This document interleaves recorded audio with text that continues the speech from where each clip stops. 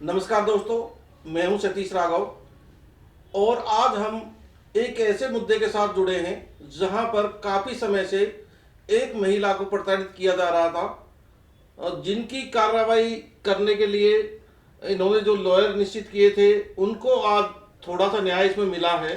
तो सारी कहानी जो है इनसे हम जान लेते हैं कि क्या आखिरकार पूरा मामला था और किस तरीका से महिला को प्रताड़ित किया जा रहा था और क्या न्याय की आस जागी है आगे से। वकील साहब बताएं पूरा। नमस्कार सर, मेरा विनोद यादव एडवोकेट नाम है मेरा। मैं मीनू शर्मा जी हैं, इनके हस्बैंड थे जिनकी आप फोटो देख रहे हैं। ये लेट श्री विनोद शर्मा जी थे। ये लक्ष्मी बिल्डर के प्रोप्राइटर थे और इनके हस्बैंड से जो दोषी है देवेंद्र लाकड़ा, उसने 2.5 करोड़ रुपये लिए इस केस के अंदर में। जो इस मौजूदा केस की मैं बात कर रहा हूँ, 2.5 करोड़ रुपये लेने के बाद में उसने चेक जारी कर दिए। चेक जब बाउंस हो गए, ऑनरेबल कोर्ट में केस फाइल किया। वो आया, आने के बाद में फिर पीओ हो गया। फिर कोर्ट ने उसे अरेस्ट करने की प्रक्रिया जारी करी। फिर दोबारा से आया, फिर वो पीओ हो गया। ऐसा करते करते करते करते 6 साल गुजर गए। 6 साल गुजरने के बाद में फिर वो आया। फिर उसने हाई कोर्ट में कह दिया कि जी मेरी फिर से स्टेटमेंट रिकॉर्ड कराई जाए। तो उस पूरे प्रोसेस से प्रताड़ित होकर सबसे जो एक दुखद इसमें घटना हुई, इनके हस्बैंड ने डिटेल्ड अपना सुसाइड नोट लिखा, जिसके अंदर में डिक्लेयर किया कि जी मैं कोर्टों के चक्कर काट काट के 6 साल से थक चुका हूँ। उसके बाद में एक सेपरेट एफआईआर दर्ज हुई कि सुसाइड का जो सेक्शन 306 का केस था। अब ये अरेस्ट होकर आया। उसके बाद में इस कोर्ट में भी पेश हुआ। धीरे धीरे कोर्ट ने जो प्रक्रिया थी आगे की अपनाई और आज ऑनरेबल कोर्ट ने अपनी जजमेंट सुनाई है, जिसके अंदर में 3 करोड़ रुपए कॉम्पनसेशन दिया है शिकायतकर्ता को, प्लस में 6% interest from the date of cheque that is 29 October 2012 till the realization of payment, as well as से मैक्सिमम जो पनिशमेंट जो 138 के लॉ के अंदर प्रोवाइडेड है, 2 साल की पनिशमेंट की है। उसके अंदर से जो जितने दिनों से अंदर है वो माइनस हो जाएगी। इसके अलावा और भी काफ़ी इसके केस चल रहे हैं, काफ़ी लोगों ने डाले हुए हैं। हमारा भी दूसरा भी केस है, इसने हमसे एक सेपरेट केस में भी करोड़ों रुपए की ठगी की हुई है। तो आज जो हमें ऑनरेबल कोर्ट से जो न्याय मिला है वो 29 अक्टूबर 2012 से लेकर आज ये देखिए 3 मार्च 2021 हो गया, लगभग 9 साल हो चुके। अब जाकर इस केस में फैसला आया है। हम माननीय कोर्ट के फैसले का स्वागत करते हैं। अब आगे वकील साहब थोड़ा सा आपसे और जानकारी चाहूंगा। जिस तरीका से आज माननीय अदालत ने जो फैसला सुनाया है और उनको पेनल्टी भी लगाई है, केस के बारे में भी कहा है, अगर ये नहीं देते हैं इसको इसके बावजूद भी, तो अगला प्रोसेस क्या होगा? देखिए उसकी सेपरेट प्रोसीडिंग्स है। अगर ये अपनी तरफ से अपील फाइल करता है तो आज की डेट में लॉ कर डिक्लेयर कर रखा है, लॉ जो गजट नोटिफिकेशन के अंदर आ रखा कि अगर अपील डालेगा तो ऑनरेबल कोर्ट 20% से अब भी कर सकती है। उसे पहले इंटरिम जमा कराना होता है अगर उसी अपील जब ये डालेगा। अगर ये नहीं जमा कराता, आज की डेट में लेट्स बोलिए आज की डेट में कस्टडी में अगर ये नहीं जमा कराता, हमारी पेमेंट नहीं देता, तो सेपरेट प्रोसीजर है उसे रिकवर करने का।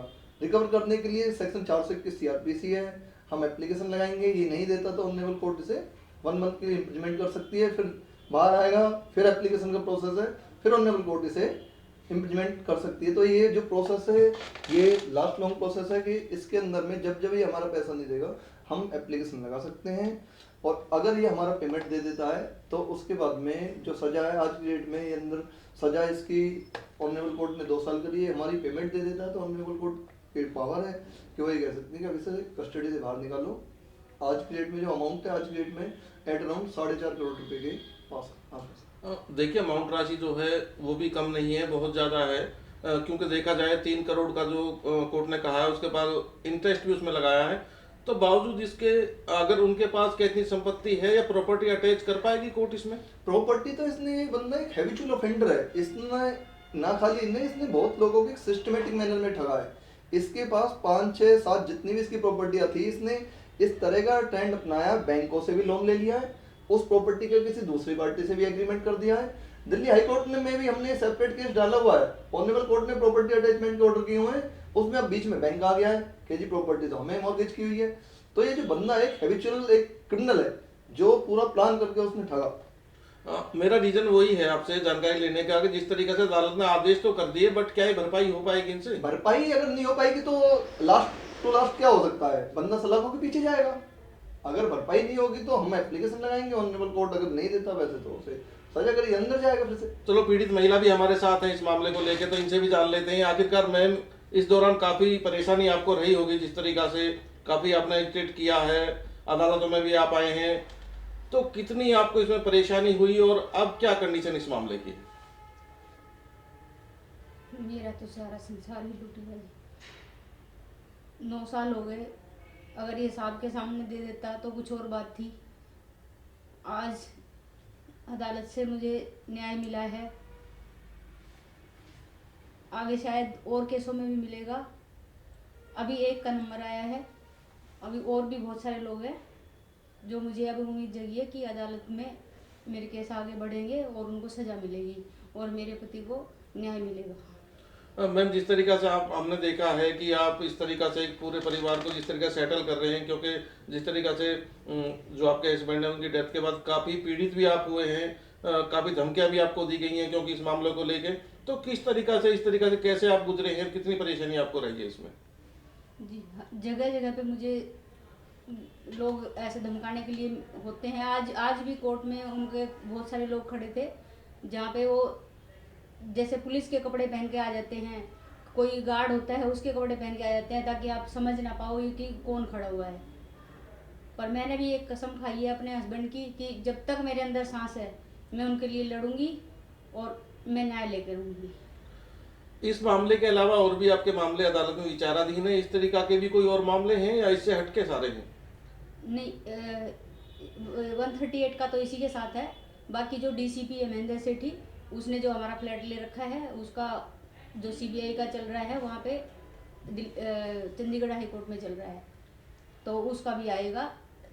मैं सच्ची हूँ और सच्चाई कभी हारती नहीं है, परेशान जरूर होती है। ये लोग बड़े लोग हैं, पैसे वाले हैं, क्योंकि मैं अब अकेली हूँ तो वो परेशान करते हैं। कोई बात नहीं, एक नारी में बहुत शक्ति होती है और मैंने कसम खाई है। मैंने अब मेरा सब कुछ, मेरा जीवन बदल गया है।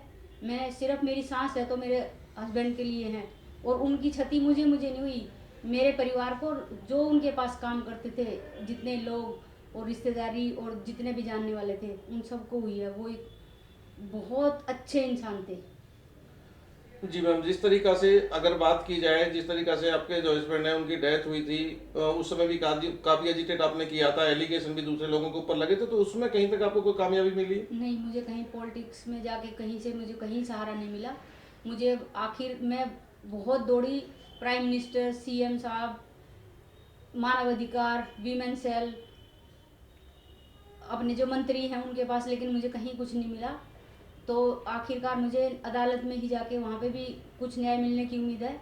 और आज मुझे पहली बार ये यहाँ पे गुड़गांव अदालत में माननीय जज साहब श्री पुनीत लिम्बा जी की अदालत में न्याय मिला है। मैं उनका बहुत शुक्र करती हूँ। तो अदालत का आज का जो फैसला है, इससे कितने संतुष्ट हैं आप और क्या उम्मीद आगे के लिए है आप? मेरे पति तो वापस नहीं आ सकते। मेरी जिंदगी तो हमारी तो खराब हो चुकी है, हमें पैसे नहीं चाहिए थे। जी, पर ये है कि वो सलाखों के पीछे रहे, मेरे बच्चे जैसे बर्बाद हो गए, उनके बच्चे भी आराम से नहीं सोने चाहिए। जिस तरीका से आपके हस्बैंड जो थे उस समय उनकी डेथ हुई थी, काफी एजिटेट आपने किया, तो आखिर आपकी आवाज ये उठ क्यों नहीं पाई, दब कैसे गई, कारण क्या रहा इसमें? वो एक बिजनेसमैन थे और मैं एक हाउसवाइफ थी जिसको सारा कुछ नहीं पता था, और उनके साथ बड़े बड़े लोग थे। वो उन सब ने, मतलब वो साइड हो गए, हम लोगों के साथ नहीं रहे, क्योंकि वो डीसीपी को भी जानते थे और साहब को भी जानते थे। इसलिए वो जिंदा है, इसलिए उसके साथ हो गए। और हम लोगों को पता ही नहीं था कि सामने खड़ा है, हमें नहीं पता ये साहब का दोस्त है, तो वो साइड हो गए ऐसे। जी, तो आज का जो अदालत का आपका फैसला है, इससे कितने आप संतुष्ट हैं और आगे के लिए क्या उम्मीद करते हैं? मैं आज उस अदालत के उस हिसाब से संतुष्ट हूँ कि वो सलाखों के पीछे है, उन्होंने कड़ी से कड़ी उसको सजा सुनाई है।